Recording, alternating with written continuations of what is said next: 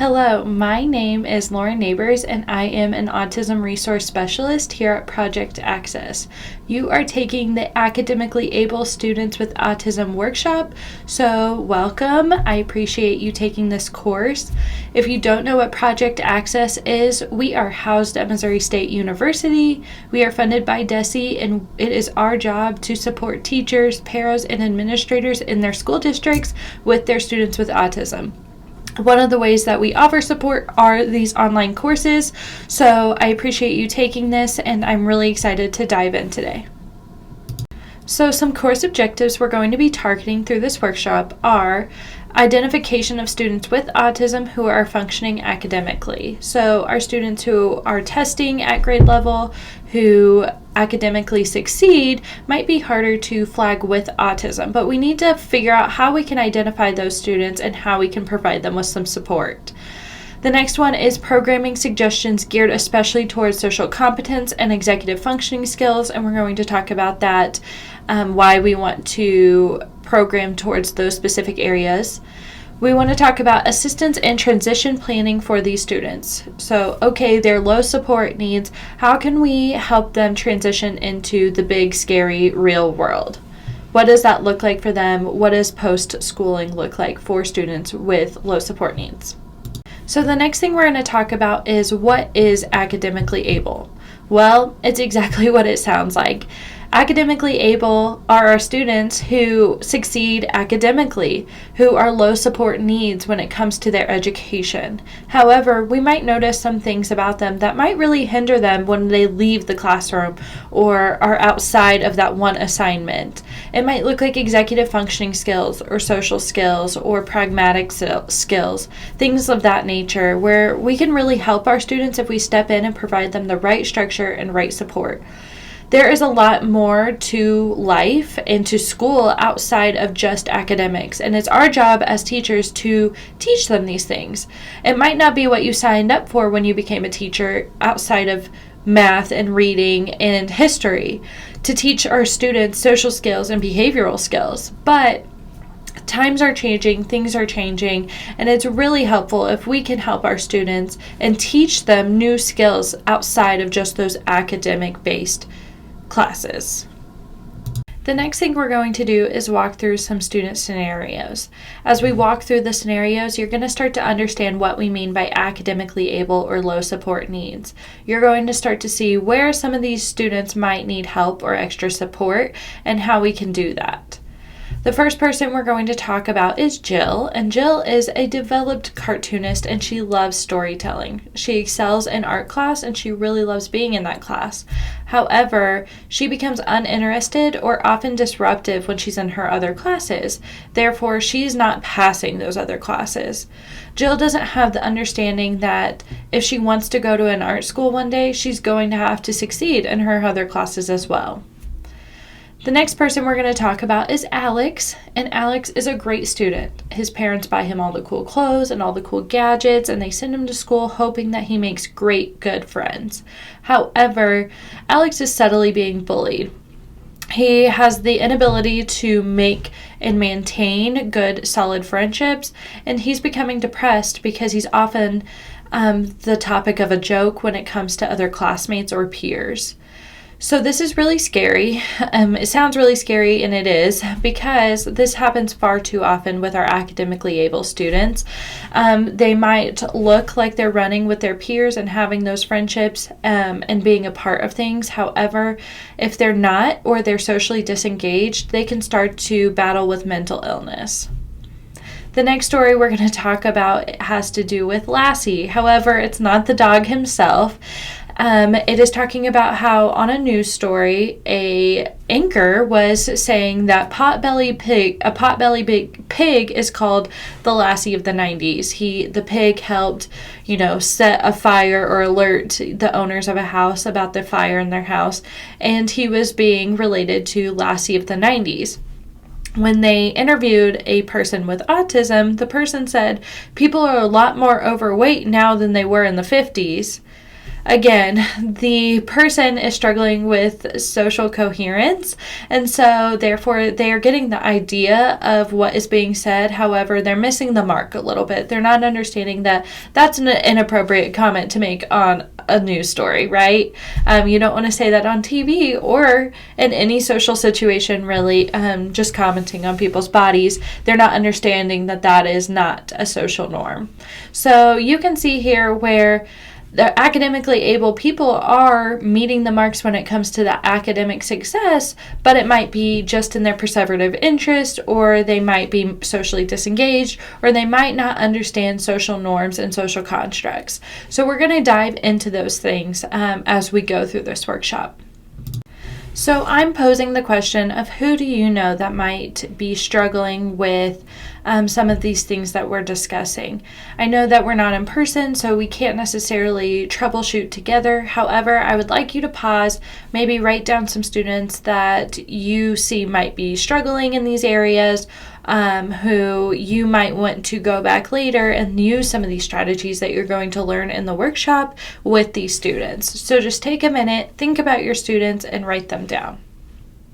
So the next thing we're going to talk about is functioning level. It is often said that our learners that are academically able are high functioning. However, when we say things like high functioning or low functioning, it doesn't really tell us anything about the student or the type of support that they might need. Although a student might be considered higher functioning when it comes to academics, that doesn't mean that they don't need some support in other aspects. We need to look at education as all-encompassing. So yes, that student might succeed in history or math or reading. However, they might be struggling with the ability to negotiate or problem solve on the playground or work together as a group. Or they might not understand the difference between an appropriate comment or an inappropriate comment. So the idea here is that we're kind of stepping away about talking about higher functioning or lower functioning. We're going to talk about that student's skills and the level of support that they need in those areas. So you can say, my student academically is low support needs. However, when it comes to those social areas and their social skills, he's lower support needs. So we're going to have to find ways and strategies to help that student, because educational outcomes in life, being successful in those areas, is far more or far greater than just the academic success. And that's the overall idea. So why do these skills matter? Why is it our job to teach our students behavioral and social skills? Well, we just talked about how educational success goes far more and far deeper than those academic skills. So it's really important that even though us as teachers didn't sign up to necessarily teach those skills, that we do, because we talked about how things go a lot deeper than just math, reading, history, science, those types of subjects. So we need to look out for our students who might not meet IEP or 504 eligibility because they're testing strength or they're meeting those academic marks. However, we did discuss how some students might struggle with those social, emotional, or academic difficulties. When we think back to Jill succeeding in her most preferred class, however, academically, she's failing every other class. Or when we talk about Alex, who, he's doing really well. His parents are setting him up for success. However, socially and emotionally, he's not doing that great. Youth with intellectual or developmental disabilities such as autism are at greater risk of having mental health issues. Approximately 54% of youth with autism had at least one mental health condition, and that's pretty scary. It might not be easy to flag because of their diagnosis, so we need to make sure that we're paying extra close attention and providing those students with supports and with the help that they need so they can succeed educationally and not just academically. So when we're looking at individuals who have those soft skills, such as social skills, sociability, working well with others, they have a consciousness of their actions and their words and how it affects other people. Individuals with those types of skills naturally make more money. They are more likely to be employed or attain higher levels of education than those with good grades and high standardized scores. So we're wanting to look at what are social skills and how we can help our learners with autism target these skills so that they are able to make more money and be employed and attain higher levels of education. Because again, if I haven't said it enough, educational success is far more than just those academic skills. We want to make sure that our students are able to work well with others and have a consciousness of how their actions and their words affect other people. So that's why soft skills are important.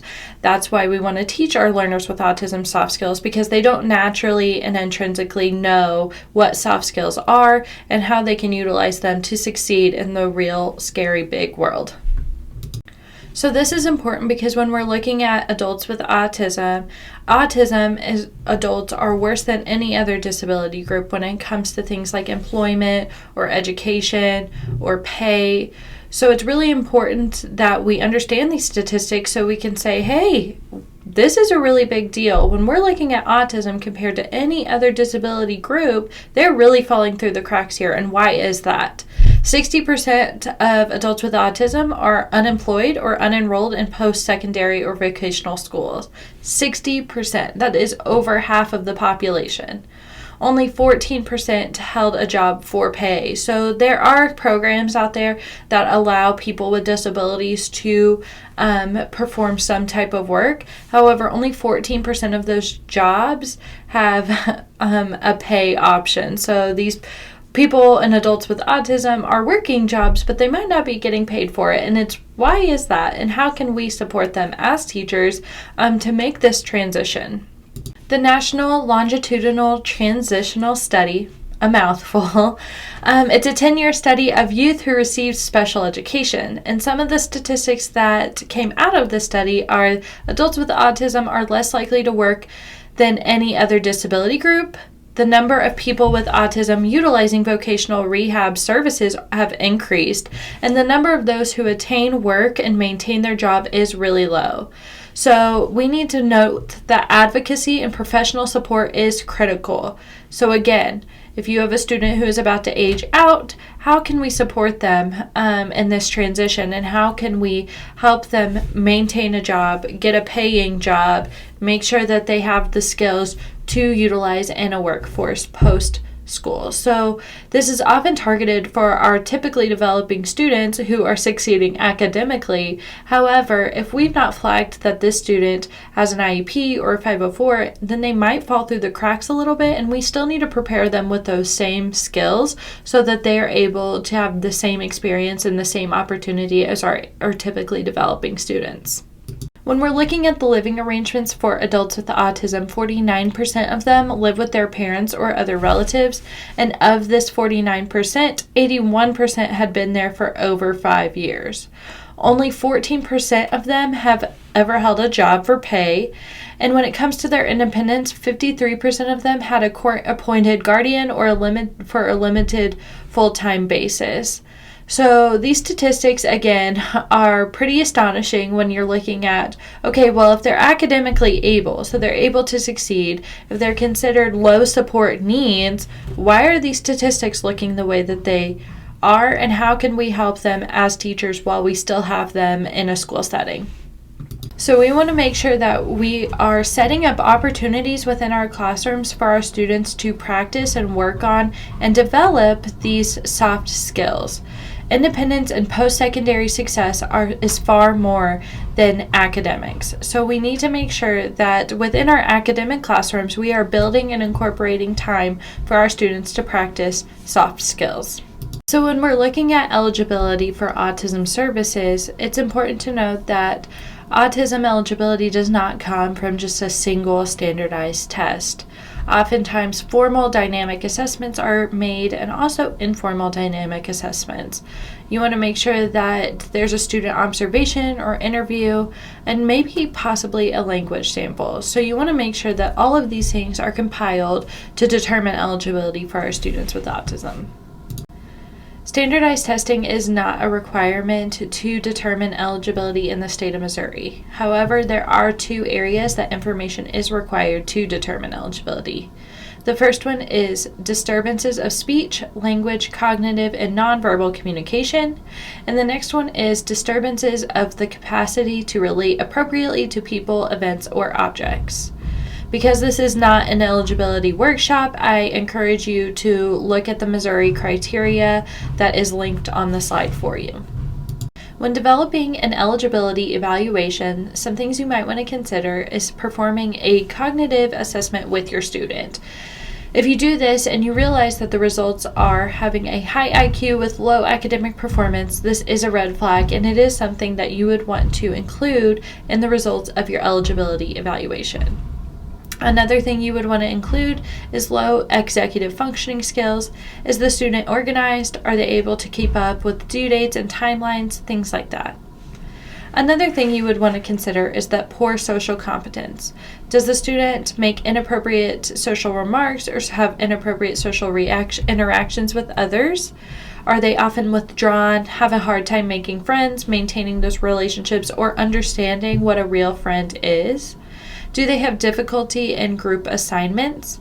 Do they perform really well in that perseverative interest class and have a hard time in academic performance in their other classes? Another thing you would want to consider is if they have multiple discipline infractions, are they oftentimes getting in trouble? That is something that you want to consider and include in your evaluation as well.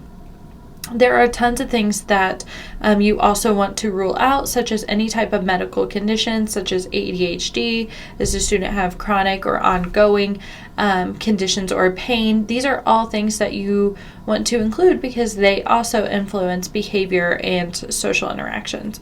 So all of these things can be compiled into your evaluation. So again, not just utilizing one standardized test score, however, making this a compilation of different types of evaluations, observations, and considerations when you're doing this process.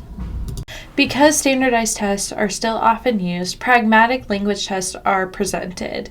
It's really important that pragmatic language tests are presented in a sterile environment without any outside influence, and so the results of this test might differ from what we actually see in a school or outside environment. So I would like you to consider that when we're looking at the results of pragmatic language tests. Not that doing these tests are bad, however, we do need to have a consideration or that layer of questioning when we're comparing the results of the pragmatic language test to what we actually see and what we're actually observing in the classroom. So the next thing we're going to talk about is having a weak interactive social communicator. This idea comes from the concept of social thinking. However, because we are not doing a workshop on the idea of social thinking, I do encourage you to do your own research and see if it's something that might be helpful for you and your students. However, there are some things that do apply to the academically able student, so I do encourage you to do your own research, but also the concepts that I felt like were most appropriate, I did pull here and put into the presentation. So when we're looking at our academically able students, they may appear to be okay at first glance, especially to adults. So these are the students that when you walk into the room, there's no red flag, nothing telling you that, hey, I might need to check with them or provide them with any more support than I already have. They also might be viewed as subtly awkward or weird or odd. So these are the students that might not know how to initiate a conversation or only talk about their perseverative interests or might make an inappropriate comment because they don't know that it's inappropriate. So this would look like those students. These students might also lack perception of the subtleties of different types of cues. So being able to pick up when somebody is done with a conversation and they might just keep talking to you, even though you're trying to leave and go, to your next class or start a different project and you need to be all done. These students might not understand those types of cues. They might be less aware of those facial expressions, that body language, and those gestures. And as social demands become more nuanced, they might have more difficulty being able to interact and engage in those peer groups or social groups as well. So the iceberg model is derived from the Ziggurat method. However, because this is not a Ziggurat workshop, I'm just going to pull some components that I feel like are beneficial to what we're talking about, just like we did with social thinking. So the idea of the iceberg model is that most other assessments only target those surface needs. However, the ziggurat method utilizes an underlying characteristic checklist to find the foundation of the behavior. So it looks at an area or several different areas such as social differences, cognitive differences, sensory differences, things like that. And we're also going to dive into those differences or things that you might see with some of our academically able students. But the idea here is that we're going to look for those underlying characteristics because we can only tell so much from that surface level. And as we talked about, some of these other assessments or tests that we've done in the past only target in a sterile environment or a contrived scenario, when really we know that we're seeing different things and different characteristics of behavior with our students when we dive a little deeper. So the idea of that an iceberg is one thing at the surface but can be so much more underneath the surface is what we're going to utilize when we're identifying things within our academically able students. So let's talk about cognitive differences. Some cognitive differences that we might notice in our academically able students with autism are that they might struggle with those executive functioning skills. So these students might appear to be a little more disorganized or have a hard time following timelines, deadlines, and due dates. Another difference would be that they might struggle with abstract concepts. So utilizing idioms and metaphors might be harder for our students to understand. They might have difficulty problem solving, struggle to generalize learned material, so being able to take what they learned in one class and carrying it outside of that class into others or outside of school. They might be more visual learners and need more visual prompting or visual directions. They might have those perseverative interests. So we talked about Jill being really into art and cartooning and storytelling. However, outside of that class, she was having a hard time. They might lack that central coherence, which we'll discuss later. They might have poor self-regulation. So when they're really worked up, really upset, they have a hard time understanding why and having a hard time bringing back to baseline and regulation. And theory of mind discrepancies, which we will get all into theory of mind later in this presentation. Next, we're going to look at social differences. So some social differences that our academically able students with autism might have are that they might struggle with perspective taking. So understanding how their actions and their words might affect someone else and how that person feels, or the idea that somebody else might feel or do things differently. They might have a lack of knowledge of what the social norms are, so again, might be saying some inappropriate things that they don't know are inappropriate. They might be confused by hidden curriculum, so things that other people are able to pick up on in social situations, students with autism typically do not. They might be emotionally immature. They might have difficulty making and maintaining friendships, and they have that very literal language. So again, utilizing those idioms might be difficult when you're talking to students with autism, because if you say things like, it's raining cats and dogs outside, they might literally think it's raining cats and dogs outside. Even our academically able students have sensory differences, so we're going to dive into that as well. Some sensory differences to consider with our academically able students is that they may not present with overt sensory needs. So again, when you walk into the classroom and you're analyzing your class and how they're doing for the day, you might not flag the student as needing any type of sensory break or sensory diet. They may be labeled as clumsy or not athletically competent as peers. I had a student who had high sensory needs. However, they weren't overt with that sensory issue. So it looked like to me that on the playground that they were really dangerous with their friends and that they fell all the time. However, once we started implementing that sensory diet into their routine, all of that started to decrease. They might have some fine motor differences. They might have more narrow food preferences. I see that all the time when we do child-specific observations. When we observe at snack and lunch times, teachers will often say, hey, they really only like this one thing, or they will really only eat chicken nuggets. And that's pretty common with students who might perform academically but still be considered on the autism spectrum.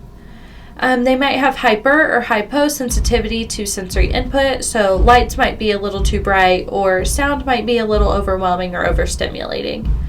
They might really struggle to focus, so having some ADHD tendencies, and they might easily get overwhelmed or triggered by things. Academically able students have behavioral differences, so we're going to talk about a few. Some behavioral differences that we might see with our students who are academically able but on the autism spectrum are they might be slower to comprehend rules and regulations or verbal requests, especially again if this information is presented verbally. It might take them a little bit longer to process that information. We always like to say before you give a verbal prompt or another verbal request to give the student 10 to 30 seconds to process that information. They might have difficulty with perspective taking, which I know we touched on this with social differences, but again, not understanding how their actions or their emotions might affect somebody else. They may have a history of challenging behavior, so we touched on this a little bit before when we were talking about different types of evaluations and assessments when understanding a student that is academically able. A student who has frequent disciplinary actions on their record might also be presenting as having challenging behavior. But oftentimes, this is just something that has to do with them being on the autism spectrum and might be a behavioral difference when we're looking at them compared to other students. Sensory differences may interfere with participation. So again, if you have a student that has sensory issues or sensory needs, it might not be super overt. So their differences or their sensory differences may interfere with participation within the classroom. Difficulty with attention to non-preferred activities, tasks, or classes, so again, Jill's situation, and they may be avoidant to tasks that are perceived too difficult or uncomfortable. So this might look like non-compliance or challenging behavior. However, if the student does not feel like they can complete the task or they don't understand the task, they might be a little bit more avoidant to them. So that's important to consider. So we're not writing a student off as just being non-compliant or not wanting to do their work. They might just really be dealing with some behavioral issues in that way. Next, we're going to touch on those mental health differences within academically able students. So we talked about the effects of mental health disorders on people or individuals with autism. It's really important that we understand that our academically able students with autism also have some mental health differences. 2 out of 3 children with autism have been diagnosed with one or more mental health disorders. It's also important to remember that psychiatric disorders may be misdiagnosed due to the overlap of symptoms with those with autism. So a lot of times there might be a diagnosis of anxiety, but it's really autism or ADHD or OCD. Those things might present the same, but it's either one or the other. However, there are people with coexisting disorders, and mental health disorders can be treated medically, and they have been proven successful with those with coexisting disorders. We are going to discuss key elements to teach with our academically able students, and we're going to dive into each one and talk about how we can utilize these key elements within our classroom. So now that we've talked about all of the differences that we might see with our academically able students with autism, we're going to look at some key elements to teach. So some things that you can implement within your classroom to help our students and better support them. This is going to look like developing soft skills, social competence, executive functioning, central coherence, theory of mind, and self-management. So we've heard some of these words in the first part of this presentation, and we're really going to do a deeper dive into what these things are and what they look like within the classroom. So before we can teach soft skills, we have to have an understanding of what soft skills are. Soft skills refer to a set of skills that are interpersonal, deal with communication, or have personal attributes to them. They help individuals with autism or any individual deal with social interactions and the world around them. Soft skills are different from hard skills because hard skills often have procedures in place to help us teach learners. However, soft skills are more intangible, so they deal with emotions or emotional intelligence or social aptitude or have some type of personal traits, which we've discussed. These are typically the areas in which our learners with autism fall short. So it's really important that we have an understanding of what are soft skills, how they compare to hard skills, and how we can go about teaching them in the classroom. Soft skills include communication, enthusiasm and attitude, teamwork and collaboration, work ethic, leadership, adaptability and flexibility, so being okay with change, resourcefulness, so being able to utilize what they have and how to use it to problem solve or create new ideas, organization and time management, attention to detail, and interpersonal skills.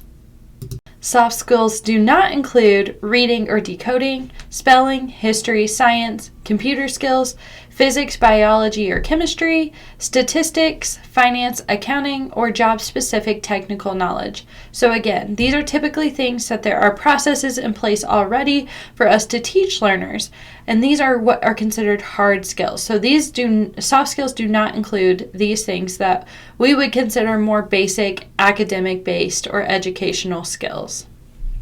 So when we're looking at soft skills versus hard skills, soft skills often change an emotional state. They also change an external circumstance or change based on an external circumstance. And they also change based on the people that are involved. Whereas hard skills, they typically have rules and they always stay the same. So that's why hard skills are a little bit easier for students with autism to understand and succeed at. Therefore, you would see more of an academically able student because those are more hard skills versus where soft skills are concerned, they have difficulty in this area. So we might start to see a gap in these things. So when we talk about teaching soft skills, I am not expecting you to create a lesson plan for teaching soft skills out of the blue and then implement a time specifically for soft skills. However, there are ways that we can tweak our current lesson plans and involve or incorporate soft skills within them. So you can do this from shifting goals from hard skills to soft skills.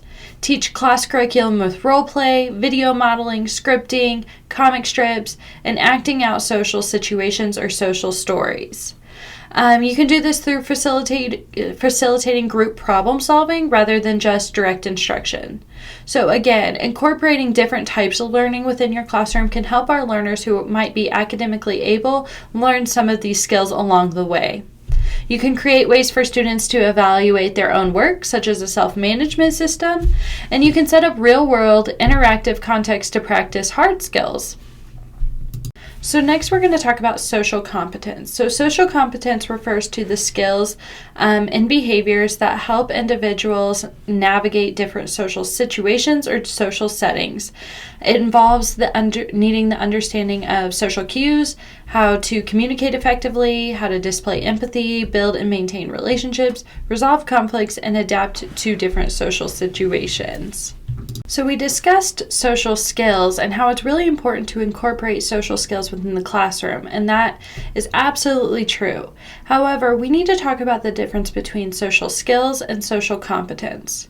A lot of times our learners with autism that are academically able really understand the skill that is taught through direct training. So they understand how to do it, but that's a lot different than understanding social competence. Social competence is a little bit deeper, where they need to have social knowledge and social context. So social context might be looking at what is said, how it was said, and how it was conveyed. So we're going to talk about how social competence or a lack of social competence can affect students and learners outside of just the classroom. One of the ways where social competence is hugely necessary is when we get a job. So you need social competence to receive a job and maintain a job. We're going to go through a couple different scenarios in which a lack of social competence really hinders people in maintaining their jobs. So Jack is a person with autism. He has a perseverative interest of video games, and he gets a job at a video game store, which is super awesome for Jack. Go Jack. But he is so engrossed with the games that when customers come into the store, he doesn't even engage with them, and he often loses sales. So that's how a lack of social competence can affect Jack in that situation. For Emily is very bright. She's a super smart girl, and she received a nursing degree, which is a really hard thing to do. But when Emily receives a job in a hospital setting, there's a level of social competence needed for bedside manner. So patients are starting to complain about Emily not caring and not being passionate about the level of care that she's providing. However, the opposite of that is true, and Emily cares a ton. However, she doesn't have the social competence to be able to present that way. And then Jake has autism and also a cognitive disability. He has a worker that helps him, and that helps a ton when he gets a job. However, he's running into this issue of when he's learning a new job and he doesn't know how to ask for help, he just kind of shuts down. So the lack of the ability to ask for help is a lack of social competence, and that's hugely affecting Jake because he doesn't know how to functionally communicate in a work setting. So we need to remember, what do employers look for? How can we help our students learn those skills so they're able to succeed in a work setting? When individuals lack social competence, it often leads to the inability to work as a team or a group. So your employers are going to look for people that can work as a team and work with other people. If you don't have the ability to do that or can't do that functionally, then that's going to be a red flag to a future employer, and you might not even receive the job or keep it for very long if you are unable to do that. It might lead to an inability to interpret intentions and motives in literature. It might be difficulty understanding perspective of others, struggle to problem solve, or struggle to self-advocate. All of these things are something that employers are going to look for from individuals that they are wanting to hire or keep in their company. So if you can't understand the culture of the company and be able to problem solve and work as a team and self-advocate for yourself and understand the perspective of another person, these are all things that are going to really hinder your ability to get and maintain a job. So again, social competence is extremely important. It's definitely different than social skills. You might run into employees or employers or students that have the ability to understand these skills, but the social competence is lacking. So when we're looking at social competence as a whole, there are foundations of social competence that are important to note. These foundations are attention, imitation, joint attention, symbol use, self-regulation, and mutual regulation. At first glance, you might be thinking this is something that a toddler or that starts to develop at toddler age and continues to grow throughout the lifespan, which is absolutely true. However, it's important that we understand that our learners with autism might fall short in some of these areas or all of these areas, making them socially incompetent. So we have to make sure that as teachers, we're providing support in these areas. We have a story that we like to tell of an autism resource specialist doing a consult at a school with a student who had autism but also a cognitive disability. And there was some communication deficits there as well. And they had this learner in a classroom hoping that she would model the behaviors of the other students. However, if a student's lacking the foundation of joint attention or imitation, she's going to struggle to do that. So the longer she's in this classroom of other students expected to model their behavior, yes, it's a great idea, and modeling is absolutely a wonderful tool to use. However, if your student isn't understanding the foundations of these skills to become socially competent, they're going to struggle in that type of environment. So that's why it's really important to understand all of these foundations and be able to utilize them so we can provide supports to our students with autism. We've mentioned a couple of times within the presentation that learners with autism often struggle to make friends and maintain friends. There's definitely a developmental relationship between friendship and social competence. That's what we mean when we say reciprocal relationship between development and friendship, because there's development of social skills within having friends. You might have learners with autism that have no desire to make any type of friends, and you might have learners with autism that have a deep interest in making friends. They just don't know how to go about it, and they don't have the social skills or social competence to do so. So that's why it's important for us to embed some of those foundations within our classroom, teach our learners those social skills, but also making sure that they're having the social competence to be able to have friendships, because friendship is the context where many of social skills are learned and practiced. So it's important that we understand that to be a friend, you have to have friends. So that's where we're getting the idea of friendship as a foundation in social competence. It's because these things don't come naturally to our students with autism. However, it is something that is really important, but sometimes overlooked. Some ways that you can encourage friendship within your classroom or your school is maybe including your students with autism in clubs. If you can include your student with autism in a club of a common interest, it gives them the opportunity to talk to people about something that they both love. You can do lunch bunch, you can do friendship benches, you can do group or partner projects that you kind of are overseeing to make sure that there's appropriate and enough social skills or social engagement. And you can also find an opportunity to let your student with autism shine in front of the class so your other students know that your student with autism is also really good at things, and you guys can talk to each other about that stuff.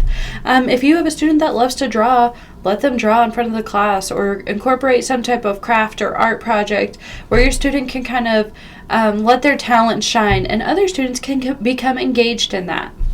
Some more general strategies that you can do to incorporate some social skills or social ability within your classroom is something like modeling. I think I mentioned this before, but modeling is one of the easiest tools that you can use in your classroom. It's simply showing your students how something is done.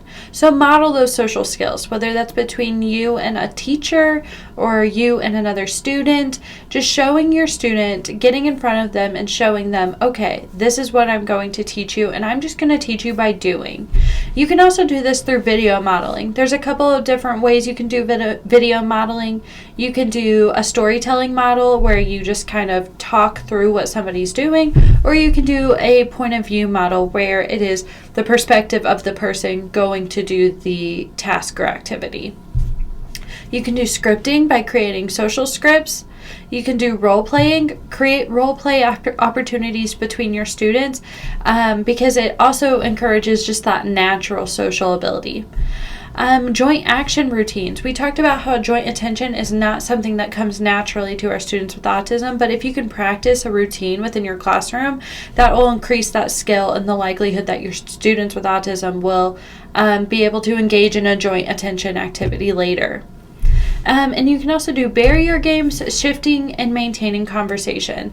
So I always like to practice this kind of like a round robin or in a stand-up, hand-up, pair-up, where your students can both have an opportunity, partner A, partner B, and practice that. Hey, a conversation is a natural back and forth. The natural back and forth is the part that our students with autism have a hard time with. So if you can provide contrived situations within your classroom to do that and still include the academics, it's going to be best case scenario.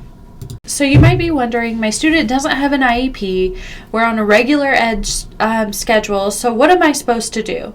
So we're going to kind of go back to those strategies that I mentioned when we're trying to help our learners make friends. So it's going to look a little bit similar. So that can look like after school clubs, theater classes, and groups. Theater classes are amazing because it's literally live role playing. You're constantly playing a different character or acting out different situations, and it's really good practice for our learners with autism.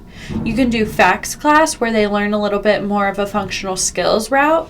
Lunch bunch, you can do counselor-led groups. Check with your counselor at your school because they might have some different classes that they can take or group sessions that they can do. That includes, again, people of the same interest or coming from the same situation. And then distribute your information to your teachers, your coaches, your bus drivers. Those things are so important that everyone is on the same page, that you know what the student is working on, and how you can all help your student. The next key element to teach is executive functioning. Executive functioning refers to the set of skills that help individuals manage and regulate their cognitive processes. Executive functioning skills help plan, organize, initiate, and maintain tasks, help control impulses, and monitor behavior. When I've mentioned executive functioning in the past, I've said these are your students that might seem a little more disorganized, might have a hard time meeting a deadline or following any type of timeline or schedule. They just seem like they have a hard time keeping it all together. So you might have a student that is really doing well academically, but has a hard time remembering to turn in their papers. So that what's on the paper is absolutely correct, but they forgot that it was due. Executive functioning skills are essential for daily living, and so that's why it's really important that we teach our students executive functioning. So executive functioning is actually made up of a multitude of foundational skills. So these foundational skills are listed in developmental emergence order. So this is response inhibition, working memory, emotional regulation, sustained attention, task initiation, planning and prioritizing, sequencing, time management, goal-directed persistence, flexibility, and metacognition, which metacognition is just thinking about thinking, so having the ability to understand what you do know and what you do not know. But I want you to think back to that student that we wrote down in the beginning of this workshop, saying that we were going to think about them throughout. If any of them, or if that student has difficulty with any of these foundational skills, they might struggle with executive functioning as a whole. This might look like the inability to plan ahead or meet a deadline or follow multi-step directions or just to be goal-oriented. So that's what executive functioning can look like with our learners with autism. The next key element is theory of mind. So theory of mind refers to the ability to understand and attribute mental states. So this looks like beliefs, intentions, desires, emotions, and knowledge. So this is applying those things to themselves and others. So recognizing that others have thoughts, feelings, perspectives, and beliefs that might be different from your own. What's really interesting is a working theory of mind allows a person to have an understanding of what others are thinking and create their own organic response. This is something that comes pretty naturally to typically developing individuals. However, for our atypical individuals, this is something that they have to learn and work on. Deficits in theory of mind could look like the inability to explain their behaviors, difficulty understanding their emotions, the inability to predict the behaviors or emotional state of others, having a difficult time understanding the perspective of others, inferring the intentions of others, having a hard time understanding that behavior impacts how others think or feel, and having a hard time differentiating fact or fiction. Something to keep in mind is that when students or learners have the deficits in theory of mind, that could set them up for pretty unsafe situations. So it's really important that we teach our students and our learners with autism these skills so they can be safe and understand the intentions of others, the emotions of others, the perspective of others, so they can stay safe. Some ways you can incorporate theory of mind teaching strategies is by using visuals or video modeling, which we discussed earlier, role playing, social narratives, or 5-point scales for recognition of emotional states.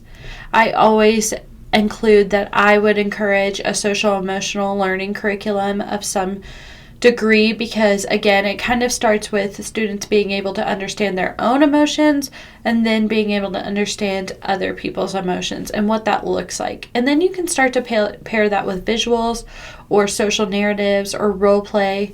It's really important that when we utilize social narratives, we're not utilizing them after an emotional situation or after a situation where we wished we would have corrected that behavior. We want to include social narratives all the time so our students have the ability to hear that information and apply it proactively. And providing role play situations for your student is also extremely important. You can do that with you and the student or two peers, or if the student can watch other friends do some type of role play activity, that would also be helpful and would count as a visual or modeling. So to give you a good example of what theory of mind is, we like to talk about comic strip conversation. So this was made by Carol Gray, who is the same person who created social narratives or social stories. And these are just comic strip conversations. So quick, they're not like a full story, but just a quick showing of certain social situations. So for example, this student is saying, I would like to talk to those friends. And he says, I have Minecraft underwear. Well, the students are thinking, why is he talking about his underwear? And I don't like when he interrupts. But the student doesn't understand by starting a conversation that way, that's something that could be in the thoughts of his peers or others. So that's having that lack of theory of mind. That's a great example of that. So the next key element is central coherence. Central coherence, or an intact central coherence, allows an individual to see the whole picture and guess the details, or see the details of a situation and guess the whole picture. When you have an absence of theory in mind and central cohesion, it renders a person with mind blindness or context blindness in social situations. Some deficits with central coherence could look like fixation on details, a difficulty with reading comprehension, they think very literally, and generalizing information learned to different domains is difficult for them. So some ways that we're going to teach central coherence skills are we're going to help combining information from several different sources to create the big picture. And you can do this by asking guiding questions. So this could look like reading a story and providing guiding questions that help the learner start to come together of the ultimate theme of the story. You could use visual organizers like a flow chart, and you can teach what bold, all caps, underlined, and italicized meanings. This often takes place in literature. So if your students aren't understanding what an all caps phrase means, or when something's underlined or italicized, they might miss the ultimate meaning of that word or that phrase. So it's really important that we help our students piece these things together so then they're like, oh, okay, that's the big picture, without expecting them to be able to naturally do this on their own. So believe it or not, having weak central coherence can have some benefits. It can help our learners find detail-focused jobs. So this might look like a job that has academic accuracy, such as editing or self-correcting math. It can provide a different perspective to approach problems, and they might have the ability to compartmentalize or keep separate factors in a given situation. So they have that emotional stability. So although we're talking about some of these skills that we want to teach our learners to have, because that would be great, if they never get to that point, that's okay, because there still are positives or benefits to some of these skill deficits. The last key element is self-monitoring. Self-monitoring is a skill used to keep track of your own actions and performance. So this can be difficult for our learners with autism, again, if they're lacking the ability to understand their own emotions, their own actions, and how that affects somebody else. So it's really important that when you provide a self-monitoring system for your learner, that there is specific criteria that they know that they need to meet. This will help our learners stay on track. You might even provide self-monitoring questions such as, how is the activity going? What's working and what's not working? Should I make adjustments? And what do I need to do differently? Again, this is not something that comes naturally to learners with autism, so it's really important that we provide a system that helps them stay on pace. So when we're talking about self-monitoring, we're going to talk about self-advocacy as well. Self-monitoring and self-advocacy help our learners become most independent. As teachers, we are often our learners' biggest advocates, and that is amazing. However, we really have to teach our learners to advocate for themselves, because once they leave our school, they're going to need to be independent and have to know how to initiate requests for support. This can look like creation of personal daily schedule. So we can teach our learners that they can make their own schedule, or give them an outline to a schedule and let them choose when they want to do certain things, or understand what kind of support they're going to need during certain activities. You can include them in their goal development or IEP meetings, making sure that these goals aren't just for you as the teacher, but they're for the student, and that they understand why they're having to achieve these goals and what are the steps that we need to achieve the goals. Making sure that you do a needs assessment with them and teaching them how to do that with themselves, of what are my needs, what do I need to get my needs met, and how do I ask for those things functionally. So to sum it all up, So we talked about how our academically able students might struggle in a few different areas. However, you still might run into some behavior issues. It's really important that we look over the areas that we just covered and make sure that we don't have any deficits in these areas, or we're able to explain the function of the student's behavior. We want to make sure that we come up with a behavior plan that is actually functional and targets the why a student is doing something. But we also want to make sure that we're supporting our students in soft skills, social competency, executive functioning, theory of mind, central coherence, and self-management. Our academically able students are going to have far less behaviors if we're supporting them and we have plans in place to help them with these skills so their needs are being met. But if you are struggling with severe behaviors, I do encourage you to check out some of our other workshops or some of our other resources, or reach out to me directly here at Project Access, and we can troubleshoot some things and I can give you some resources. But I do think that academically able students fall through the cracks because they're not super behavioral. You will still see behaviors, but I promise you, I think if you look over this whole presentation and you're understanding each area and how that might affect our student who is academically able, then you'll start to see those behaviors decrease. So for homework, I want you to go back to the scenarios in the beginning, and I want you to determine what might work. So we covered all of these different areas that students who are academically able might be struggling in, and we talked about different ways to incorporate those strategies or interventions in your classroom and teach some of these skills to your students and why they're important. So I want you to write down what might work for your student, what foundational skills they might be struggling with, and what you can do to help them. If it's even more beneficial, utilize that student that you wrote down in the beginning of the presentation and write down some things that you think might help that student. I encourage you to check out the Project Access website. We have a ton of free information and resources for you to download. We have a free resource library with all kinds of things to help you in your classroom. We have fact sheets that will quickly go over new topics or materials that might be helpful for you to know, that you can pass out to your paras or your coaches or your bus drivers to help them learn a little bit more about your students. There's a video library, and we also have free online workshops like the one you're taking now.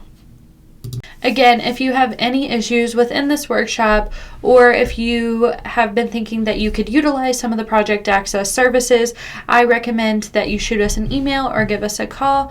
So the information's all right here, and it's also within the workshop itself. So don't be shy. If you have any questions or you think that you need Project Access, just go ahead and reach out to us.